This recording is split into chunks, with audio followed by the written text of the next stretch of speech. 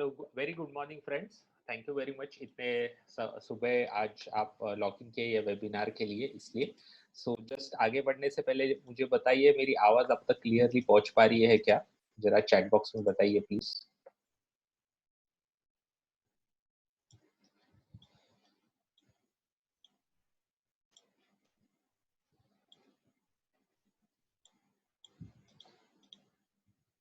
Yes, great. आज का topic है स्मॉल कैप पार्टी ओवर हो गई है क्या, इसके बारे में हम बात करेंगे। लास्ट 1 वीक में काफी ज्यादा स्मॉल कैप्स में करेक्शन आया है। बहुत सारे लोग डर के बेचे भी है स्टॉक्स, तो उसके बारे में हम देखेंगे। ये है लास्ट 1 वीक में निफ्टी 0.9% अप है। निफ्टी जूनियर -1.6% है। निफ्टी मिड कैप में -2.9%, स्मॉल कैप में -4.7% है। लेकिन 1 मंथ 3 मंथ का आप डेटा देखोगे तो 1 मंथ में Nifty mid cap 0.2% up, small cap 0.7% up. 1 second, notation of कर देता हूँ।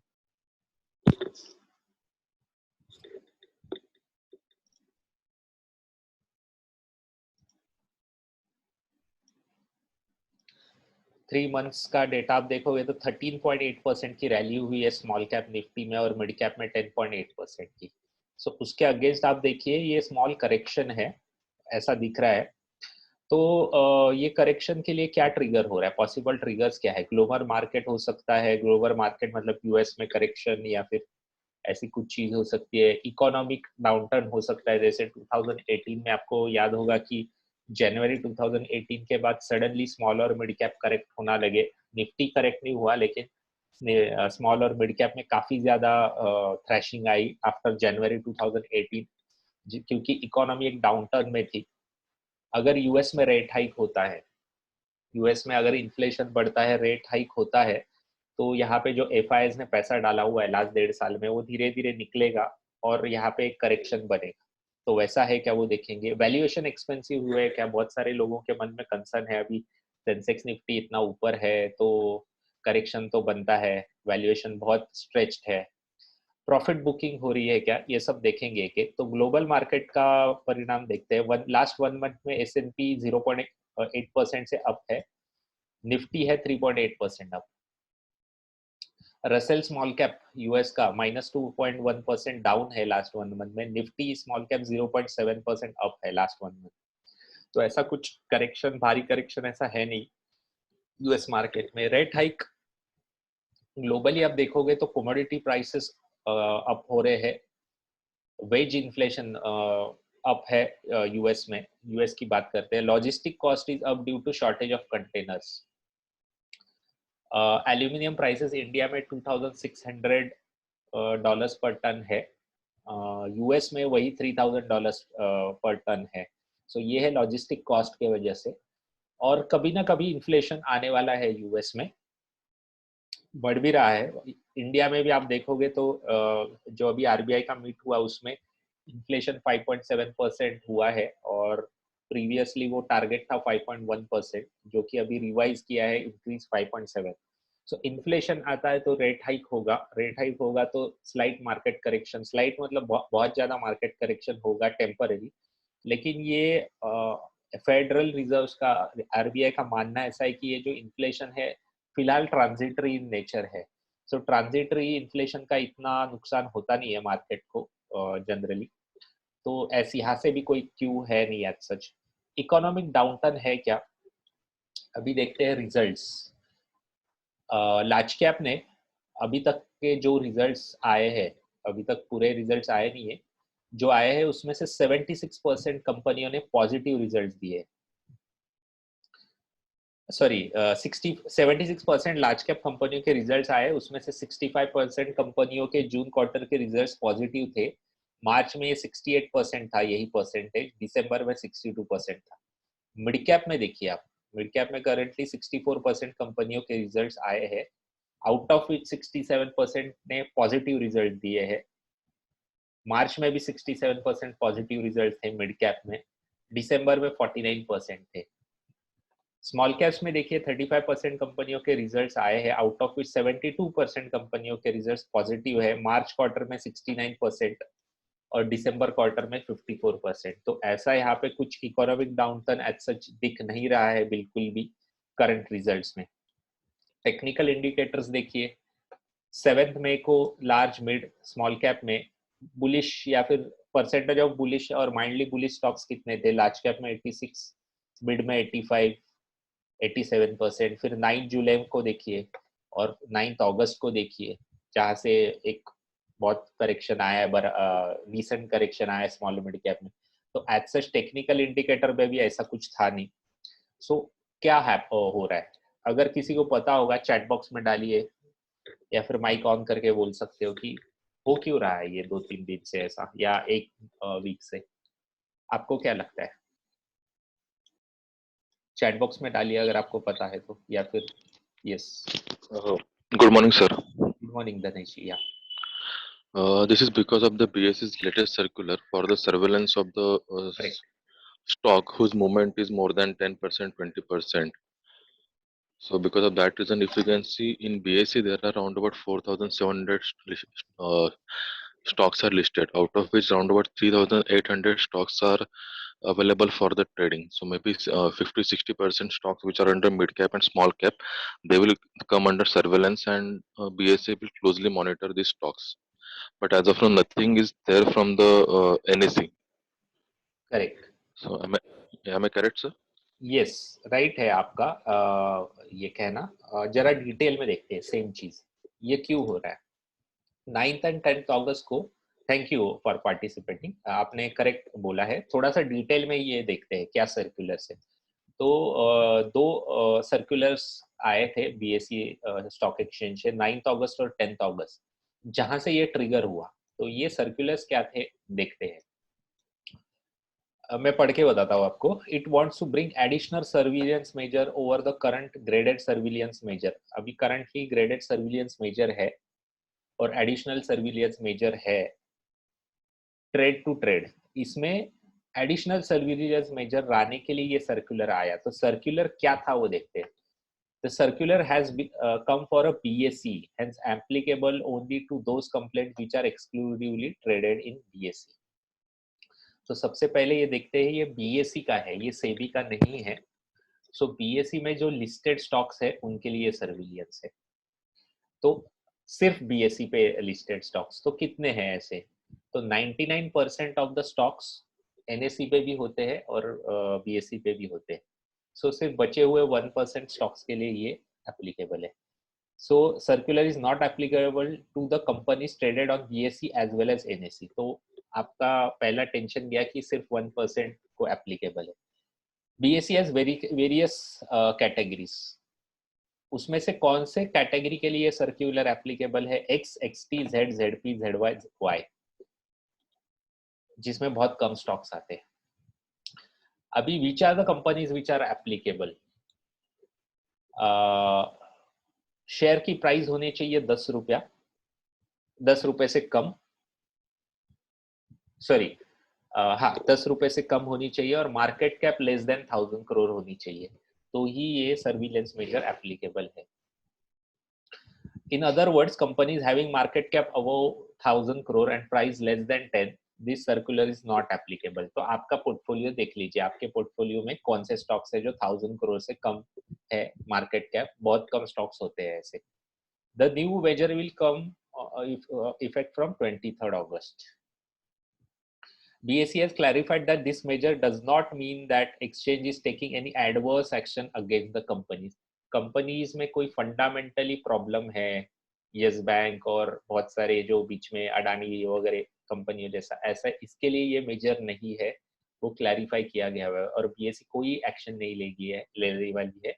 सेबी एक्शन ले सकती है, बीएसई नहीं ले सकती है। तो ये आपको समझना पड़ेगा, कोई फंडामेंटली प्रॉब्लम नहीं है। अभी ये सर्कुलर के अंडर कितने कंपनीज आते हैं? Which companies will come under this circular where the price has moved substantially and breached the following threshold? मतलब अगर 10 रुपए की प्राइस एक महीने में 100 रुपया हो जाती है तो वो कंपनी ये सर्विलेंस के मेजर में आती है। अगर 10 रुपए की प्राइस 600 हो जाती है 6 महीने में स्टॉक की प्राइस, तो वो आएगी ₹10 की प्राइस अगर 1200 होगी एक साल में तो वो कंपनी इसमें आएगी। ₹10 की प्राइस अगर 2 साल में 2000 हुई है तो आएगी, और ₹10 की प्राइस 3000 हो गई है तो आएगी 3 साल के अंदर ये सर्विलियंस मेजर में। तो ऐसे कितने स्टॉक्स हैं? If this happens, then following price band will applicable. ठीक है, तो ये आप एक बार देख लीजिए कि मैक्सिमम अपसाइड कितना हो सकता है वो स्टॉक के लिए और डाउनसाइड कितना हो सकता है। अगर इसका मैं एक्सप्लेनेशन आपको देता हूँ। मतलब उन्होंने क्या किया है ये चार्ट में एग्जैक्टली कि upper circuit and lower circuit उसके ऊपर कैप लगा दी है, तो एडवर्स मूवमेंट नहीं होनी चाहिए। ऐसा बीएससी ने क्यों किया है ये आप समझिए। बीएससी ने ऐसा किया है क्योंकि जो रिटेल इन्वेस्टर्स होते हैं, मतलब जो बहुत सारे ऐसे फ्रॉड चलते हैं मार्केट में जिसमें डेलिबरेटली न्यूज़ फैलाया जाता है पेनी स्टॉक्स के ऊपर, और लोग ऐसा होप लगाते हैं कि अगर ₹2 का स्टॉक 200 हो गया तो मेरा वेल्थ कितना जनरेट हो जाएगा, लेकिन ये न्यूज़ फैलाया जाता है डेलिबरेटली। तो ऐसे स्टॉक्स के ऊपर अपसाइड मूवमेंट और डाउनसाइड मूवमेंट के ऊपर कैप लगा दिया है for benefit of you and me, मेरे और आपके जैसे रिटेल इन्वेस्टर के लिए अपर सर्किट और लोअर सर्किट के ऊपर कैप लगा है। तो एज ऑफ नाउ ऐसी कितनी कंपनियां हैं? तो सिर्फ इतनी ही कंपनियां है, 35 कंपनियां हैं। सो इसमें से देख लीजिए आपके पोर्टफोलियो में कौन सी कंपनियां आती है। तो मेरे ओपिनियन में ऐसे कोई डरने वाली बात इसमें है नहीं। ये कंपनियां सिर्फ ये पैरामीटर्स में आ रही है इसलिए सर्विलियंस मेजर में आ रही है। ये इसमें कोई फंडामेंटल प्रॉब्लम है ऐसा बीएससी ने बोला नहीं है, और बीएससी ये एक्शन ले नहीं सकती है, एक्शन ले सकती है सेबी। तो करना क्या चाहिए अभी? मेरे ओपिनियन में ये जो करेक्शन वगैरह है ये शॉर्ट लिव्ड है, और आप आज ही देखोगे ऐसा मुझे लगता है, या फिर कमिंग 7 डेज में उतनी शार्प रिकवरी होगी जितनी करेक्शन आया है। तो कभी भी आप इन्वेस्ट करोगे फंडामेंटली गुड कंपनियों में ही इन्वेस्ट करना चाहिए। किसी ने बोला है, न्यूज आया है, रिकमेंड किया है किसी ने, इसके लिए कभी भी इक्विटी मतलब कोई भी स्टॉक में इन्वेस्ट नहीं करना चाहिए। फंडामेंटली गुड कंपनियों में करना चाहिए। मेरा सजेशन ऐसा है, अगर आपको स्टॉक मार्केट में, म्यूचुअल फंड्स में या इक्विटीज में पैसा बनाना है, सब बिजनेस चैनल बंद कर दीजिए। अगर बिजनेस चैनल देखोगे कभी भी आप स्टॉक मार्केट में पैसा नहीं बना सकते हो, क्योंकि आपके इमोशंस ट्रिगर होंगे। सो आपको खुद को क्वेश्चन पूछिए, लास्ट 2 दिन में आप कितने लोगों ने, या फिर लास्ट 1 वीक में कितने लोगों ने एक्चुअल एक्शन लिया और आपने पोर्टफोलियो से स्टॉक्स बेच दिए। अगर ऐसा है तो ये परिणाम है all business channel. Financial newspaper पढ़ने की भी कोई ज़रूरत नहीं है अगर आपको अच्छा पोर्टफोलियो बनाना है और आपको अच्छा फाइनेंशियल मतलब हैप्पी रिच बनना है। एडवाइजर को हमेशा हायर कीजिए। विदाउट एडवाइजर आप ये स्टॉक मार्केट में पैसा नहीं बना सकते हो।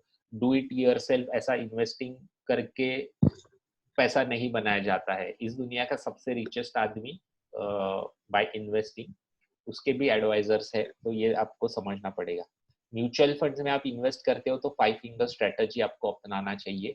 5 फिंगर स्ट्रेटजी क्या होता है? इसके लिए मेरा एक कम्युनिटी है, अल्ट्रा हैप्पी रिच कम्युनिटी, उसका आपको उसमें पार्टिसिपेट आपको करना पड़ेगा, तो ही आपको ये सब अलग अलग जो यूनिक चीजें होती है वो समझेगी। सो थोड़ा सा मैं मेरे कम्युनिटी के बारे में बोलता हूँ, फिर आप आज के प्रेजेंटेशन के बारे में आप क्वेश्चन पूछोगे। सो जो लोग, हाँ यस, आपका आवाज कम आ रहा है। यस मंगेश जी। मास्टर मास्टर मास्टर ट्रस्ट के साथ अगर हमारा डीमैट अकाउंट है तो वहां पे तो कोई प्रॉब्लम नहीं है ना?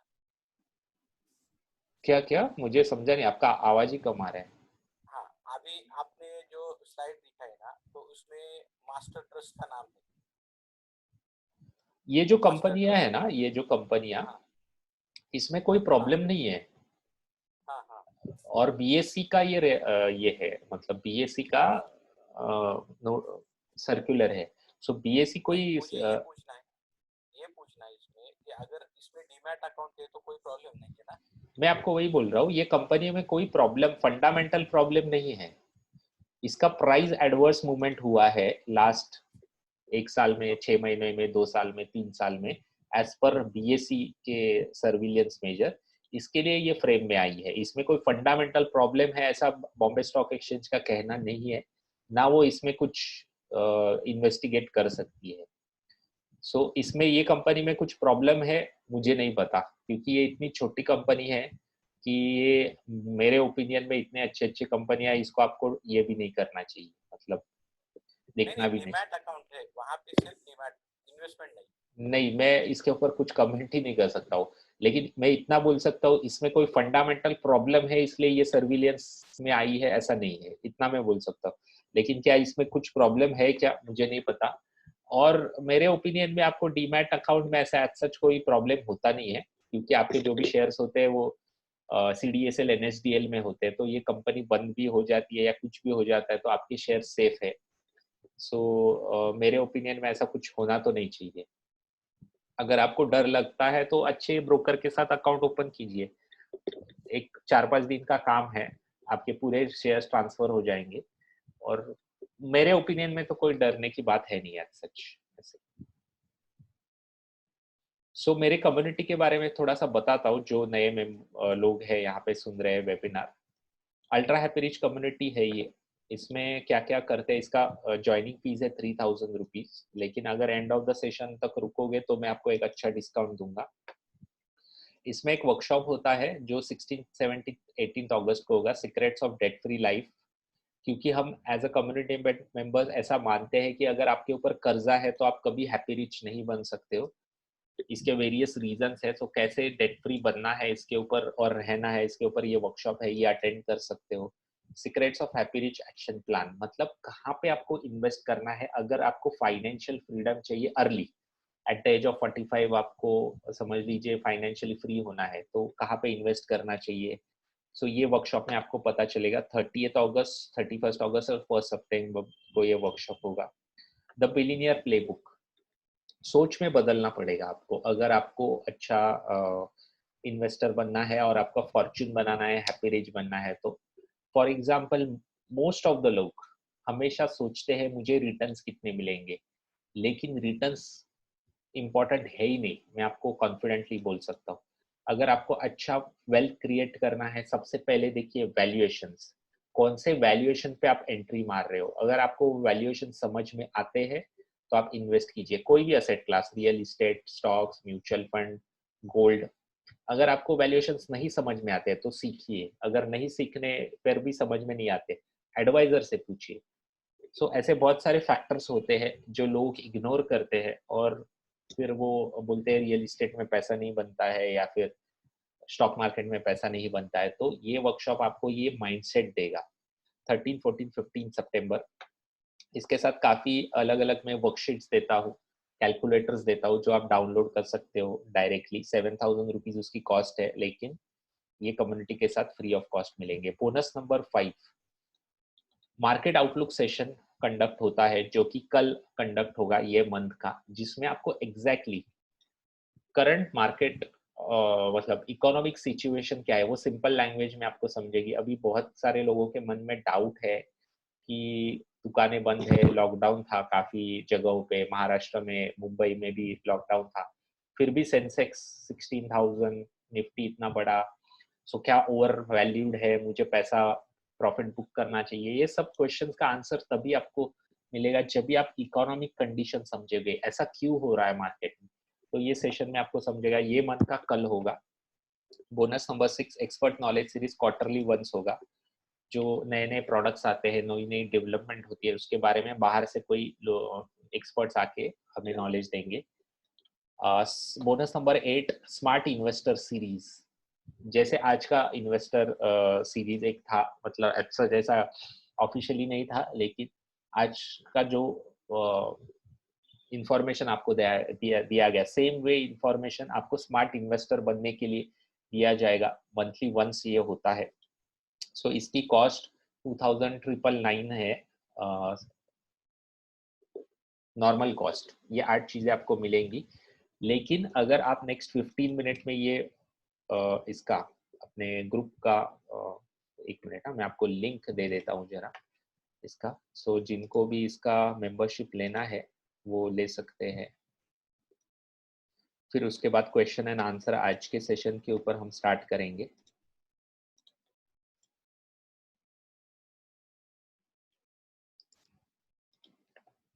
One sec.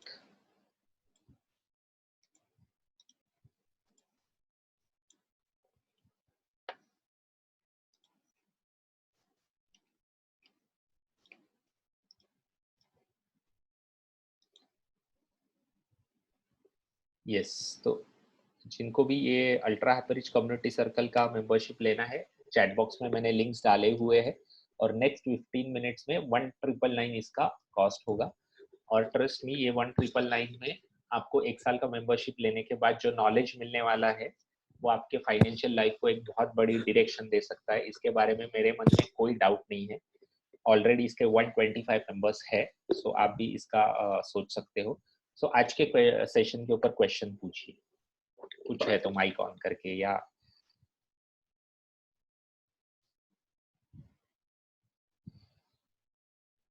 चैट बॉक्स में कुछ क्वेश्चंस है तो आप पूछ सकते हो। Yes, you are already a member Jitendra ji. या कुछ क्वेश्चंस?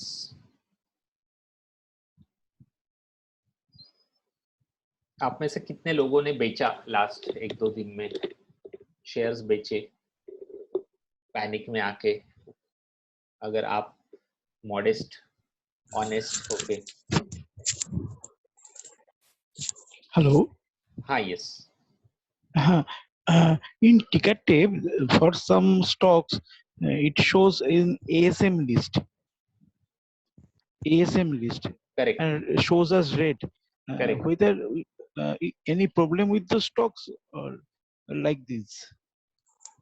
हो सकता है, लेकिन अगर बीएससी का वो ये है, मतलब एएसएम लिस्ट है, बीएससी के वजह से वो एएसएम लिस्ट है, तो मेरे ओपिनियन में ऐसा कुछ फंडामेंटल प्रॉब्लम है इसलिए वो लिस्ट में आए हैं, ऐसा हो नहीं सकता है। सेबी एक्शन ले सकता है, बीएससी कोई एक्शन नहीं ले सकता है। बीएससी सिर्फ सर्विलियंस कर सकता है। तो ये जो करंट है इसमें ये 35 स्टॉक्स आगे है। सो मेरे ओपिनियन में ये मार्केट में लिस्टेड ऑलमोस्ट 4-5 हजार कंपनियां हैं। सो आपको अच्छे फंडामेंटली अच्छे स्टॉक्स में इन्वेस्ट करना चाहिए। एचडीएफसी बैंक भी मल्टी बैगर स्टॉक था लास्ट 20 ईयर्स के लिए।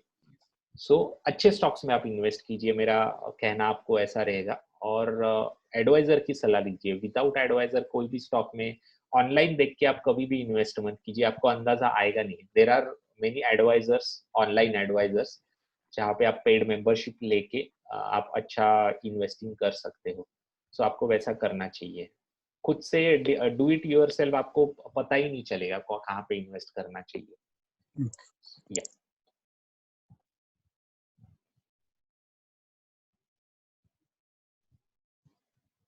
यस, और कुछ question? Narendra ji, yes I sell. Okay, Sachin ji, yes. मेरा क्वेश्चन है रिगार्डिंग वैल्यूएशन।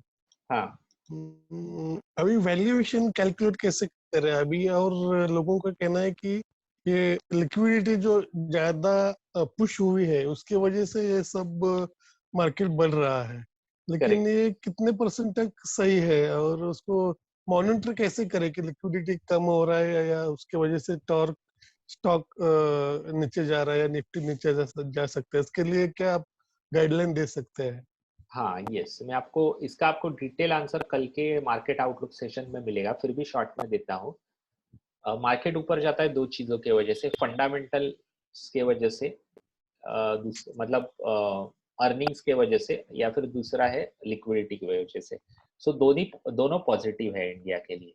लिक्विडिटी ह्यूमंगस है due to note printing by Bank of Japan और यूएस फेडरल रिजर्व, और आरबीआई ने भी अच्छी लिक्विडिटी मार्केट में डाली है अलग अलग मेजर्स से, तो वो तो पॉजिटिव है। दूसरा है फंडामेंटली भी इकोनॉमी अच्छे पोजीशन में है इंडिया की, जिसके वजह से ये मार्केट यूपर जा रहा है। अभी ऐसा हो सकता है कि यूएस में इन्फ्लेशन बढ़ जाए, महंगाई बढ़ेगी, तो लिक्विडिटी कम करनी पड़ेगी फेडरल रिजर्व्स को। तो जैसे ही यूएस की लिक्विडिटी कम होगी, शॉर्ट में इंडियन मार्केट एक शार्प करेक्शन देगा, श्योर शॉर्ट। सो आपको प्रिपेयर रहना है ये चीज के लिए एवरी पॉइंट ऑफ टाइम। जब भी बुल रन होता है, मार्केट करेक्शन के लिए आपको प्रिपेयर करना है। तो प्रिपेयर कैसे करोगे? डेट म्यूचुअल फंड में पैसा आप रखोगे, असेट एलोकेशन करोगे, क्वालिटी स्टॉक्स में पैसे डालोगे, जो बैड क्वालिटी स्टॉक्स है उसमें से निकल जाओगे, जो लॉस मेकिंग है उसमें से निकल जाओगे। ये सब मेजर्स है। अभी आपका क्वेश्चन है लिक्विडिटी कैसे मॉनिटर करें। सिंपल मॉनिटर कीजिए आप यूएस का 10 ईयर बॉन्ड यील्ड, करेंटली वो 1.32% के आसपास है। उसका मूवमेंट आप एवरी डे ट्रैक कर सकते हो।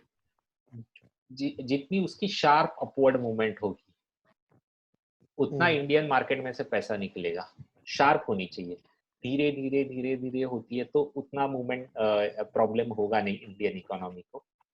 उसके बाद क्रूड ऑयल प्राइसेस मॉनिटर कीजिए। क्रूड ऑयल प्राइसेस अगर सडनली 75, 80, $85 पर बैरल हो जाते हैं तो इंडियन कंपनियों के अर्निंग्स हर्ट हो गए, सो वो एक ट्रिगर हो सकता है। ये सब आपको वॉच करने चाहिए, लेकिन बुल रन में हमेशा आपको प्रिपेयर करना है करेक्शन के लिए। सो वो आप माइंड में रखना ही है, क्योंकि ये सब मॉनिटर करके भी आपको समझेगा नहीं कभी करेक्शन आने वाला है।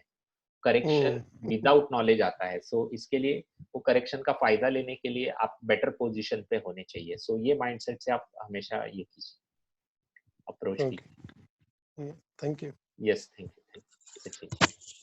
Sir, crude oil price and this stock market price inversely proportional, but why? Is it when crude oil price rises, crude oil prices increases, then Yes. there will be correction? Is it that the person will take away money from stock and invest in crude? No, not like that. Crude oil, whenever we import crude oil, 70% of the crude dependency of India is on 70% imported crude. So हमें पैसा देना पड़ता है बाहर, और हमारे से dollars बाहर जाते हैं। सो इंडिया का फिस्कल डेफिसिट जो है और करंट अकाउंट डेफिसिट है, हम निगेटिव में है, मतलब हमें कर्जा लेके खर्चा करना पड़ता है। तो जितना ज्यादा क्रूड ऑयल प्राइसेस रहेंगे उतना ज्यादा कर्जा उठाना पड़ेगा, गवर्नमेंट का डेट बढ़ेगा। गवर्नमेंट का डेट बढ़ेगा तो कहाँ से पैसा आएगा? आप और मेरे जैसे लोगों से आएगा। सो कहाँ से आएगा? टैक्स से आएगा। सो टैक्स बढ़ेगा, या फिर इंडियन लोगों की परचेसिंग पावर कम हो जाती है जब भी क्रूड ऑयल प्राइसेस बढ़ते हैं। इंडियन लोगों की स्पेंडिंग कैपेसिटी कम हो जाती है जब भी क्रूड ऑयल प्राइसेस बढ़ते हैं।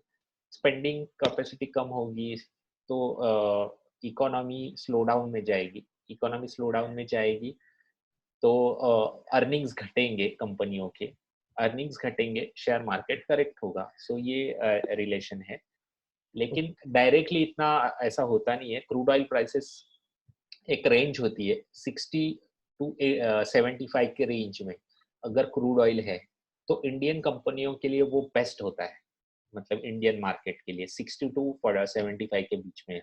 75 से ऊपर जितना जाएगा उतना इंडियन कॉर्पोरेट्स की प्रॉफिटेबिलिटी हर्ट होने लगेगी, मार्केट आपको एक स्टैग्नेंट या नीचे आते हुए देखेगा। सो ये आपको वॉच करना चाहिए। So from where this 10-year bond US का मिलेगा? Google, yes, 10-year bond yield of US Federal Reserves, ऐसा सर्च कीजिए, आपको डायरेक्टली ऊपर आएगा। यस।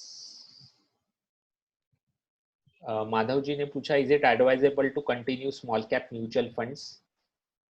5 फिंगर स्ट्रेटजी होती है एक, उसके अकॉर्डिंगली इन्वेस्ट कीजिए।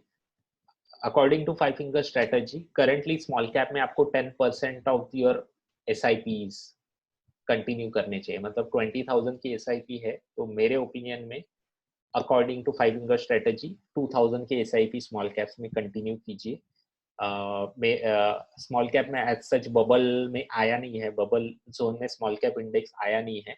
सो एज सच एकदम शार्प करेक्शन आएगा लाइक 2018 ऐसा कुछ दिख नहीं रहा है करंटली। लेकिन करेक्शन कभी किसी को नोटिफिकेशन देके आता नहीं है। सो हमेशा करेक्शन के लिए आपको रेडी रहना चाहिए बाय अलग अलग मेजर्स। लेकिन क्या आप मुझे ये क्वेश्चन पूछना चाह रहे हो कि स्मॉल कैप बेचने चाहिए? तो ऐसा कोई इंडिकेशन तो दिख नहीं रहा है, और भी रैली बाकी है स्मॉल कैप्स में। लेकिन 10% ऑफ द SIPs आपके होने चाहिए according to 5 finger strategy. So ये आपका क्वेश्चन का आंसर है माधव जी। आई होप आपको आंसर मिला होगा। Sangram ji sold in stocks. Narendra ji yes I sell. मेरा एडवाइस ऐसे रहेगा, CNBC और बिजनेस चैनल्स निकाल दीजिए और इकोनॉमिक टाइम्स और ये सब फाइनेंशियल न्यूज़पेपर पढ़ना बंद कर दीजिए, क्योंकि आपको स्टैंड लेना पड़ेगा। पैसा वही कमाता है स्टॉक मार्केट में जो करेक्शन या फिर पैनिक में पैसा इन्वेस्ट करता है। जो पैनिक में पैसा स्टॉक्स बेचता है वो कभी पैसा नहीं बना पाएगा ये स्टॉक मार्केट में, ये आपको समझना पड़ेगा। सो लास्ट 2 दिन में पैनिक था, सो आपको बेचना नहीं चाहिए था, खरीदने के बारे में सोचना चाहिए था। अभी क्या खरीदोगे, पैनिक में क्या खरीदोगे, एकदम आप बोल्ड कैपिटल लेटर्स में ध्यान में रखिए हमेशा। जो स्टॉक करेक्ट हो रहा है शार्पली, कभी भी डाउनवर्ड एवरेजिंग नहीं करना चाहिए, कभी भी डाउनवर्ड एवरेजिंग नहीं करना चाहिए। अगर आपको पैनिक में पैसा इन्वेस्ट करना है तो अपवर्ड एवरेजिंग कीजिए। जो स्टॉक पैनिक में भी उसका पोर्ट होल्ड किया हुआ है, पैनिक में भी ऊपर जा रहा है, तो कुछ ना कुछ वहां पे पॉजिटिव हो रहा है, वहां पे इन्वेस्ट कीजिए जब भी पैनिक आएगा। सो ये आप बोल्ड कैपिटल लेटर्स में ध्यान में रखिए, तो आपका पैसा बनेगा। पैनिक में आप सेलिंग करोगे तो कभी आपका पैसा नहीं बनेगा, ये मैं आपको गारंटी बता सकता हूँ।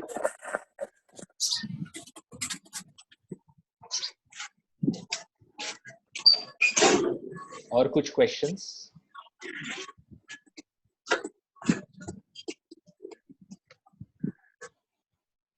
सो आई होप कोई क्वेश्चन नहीं है तो आज का सेशन कंक्लूड करते हैं। आई होप आपको ये सेशन से फायदा हुआ होगा। I sold some stocks to invest in some uptrended stocks. Great. आपको करना चाहिए, क्वालिटी स्टॉक्स पे ही फुल्ली फोकस करना चाहिए। और मैं आपको सजेस्ट कर सकता हूँ 15 स्टॉक्स से ज्यादा पोर्टफोलियो में रखने नहीं है अगर आपको डायरेक्ट स्टॉक्स में पैसा ये करना है तो। 15 स्टॉक्स से ज्यादा स्टॉक्स नहीं रखने चाहिए। अगर आपको 16th स्टॉक खरीदना है, पहले कुछ ना कुछ बेचिए और 16th वो स्टॉक खरीदिए। तो ऑलवेज 15 होने चाहिए। 15 से जितना ज्यादा आप करोगे आपको रिटर्न्स नहीं बनेंगे, ये मैं आपको कॉन्फिडेंटली बता सकता हूँ लॉन्ग रन में। अभी लास्ट 1.5 साल का आप डेटा देखोगे तो एक एक्सट्रीम बुल रन हुआ है, सो 1.5 साल को इंपॉर्टेंस मत दीजिए। लॉन्ग रन में पैसा बनाना है 15 स्टॉक मैक्सिमम। नो, आपको निकाल देने चाहिए। I hold some stocks to presently I have 61 stocks. आपको कम करते जाना चाहिए। श्योर शॉट में आपको बताता हूँ, आपको कुछ फायदा ही नहीं होगा ये 61 स्टॉक्स का। उसमें से मैं आपको बोलता हूँ जो आपके पास 61 स्टॉक्स है ना, विदाउट देखे आपको बोल सकता हूँ कि उसमें से 3-4 स्टॉक्स मल्टीबैगर होने वाले हैं नेक्स्ट 10 ईयर्स, लेकिन उसका कुछ फायदा ही नहीं होगा आपको, क्योंकि आपके पोर्टफोलियो में 61 स्टॉक्स है। जो मल्टीबैगर स्टॉक है उसका अगर पोर्टफोलियो में परसेंटेज 2% है, तो आपको क्या फायदा होगा ओवरऑल पोर्टफोलियो पे। सो आपको देखना चाहिए इसके बारे में, कम करने के बारे में। सो आई होप आज के सेशन से आपको वैल्यू एडिशन हुआ रहेगा। आपको अगर ये सेशन से कुछ फायदा हुआ है, ये सेशन आपको इंटरेस्टिंग लगा है, तो चैट बॉक्स में डालिए यूजफुल। सो ऐसे और सेशंस में कंडक्ट करूंगा मॉर्निंग में ऑफ कोर्स, क्योंकि तभी टाइम होता है।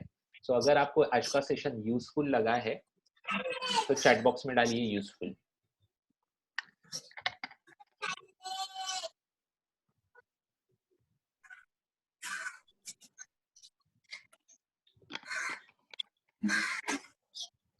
Great.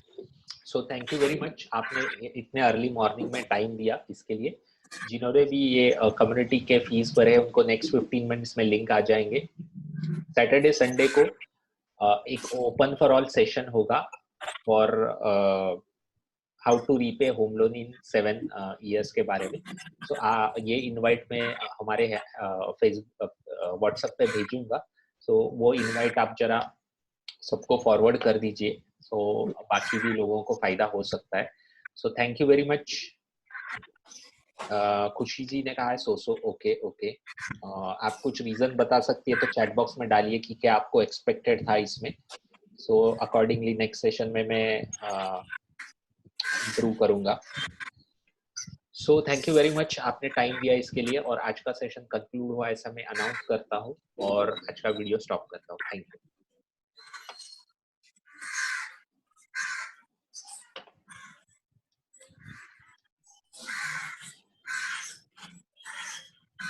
Please arrange one session on IPO. Okay, great. Sure. Thank you, Sachin ji. Yeah.